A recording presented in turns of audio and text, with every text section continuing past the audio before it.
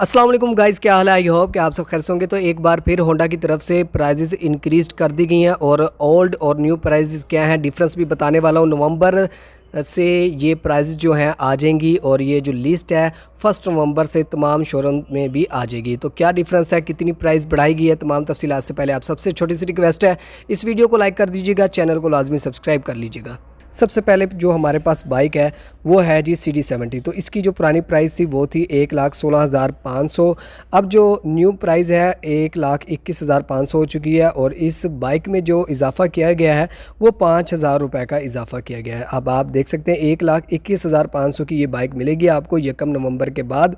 इसके बाद second number पर CD70 ड्रीम है। तो इसकी जो प्राइस थी 1,24,500 थी, अब 1,29,900 का ये बाइक हो चुका है और इसकी 5400 प्राइस जो है वो इंक्रीज की गई है 5400। उसके बाद अगर हम बात करें प्राइडर की तो 1,55,900 का था, 1,61,900 का हो जाएगा 1 नवंबर के बाद 6,000 इजाफा किया गया। CG125 2023 मॉडल की बात करें तो इसकी जो पहले प्राइस थी 1,79,900 थी और अब जो न्यू प्राइस है 1,85,900 हो चुकी है। 6,000 जो है इस बाइक में भी इजाफा किया गया है 6,000 रुपये का।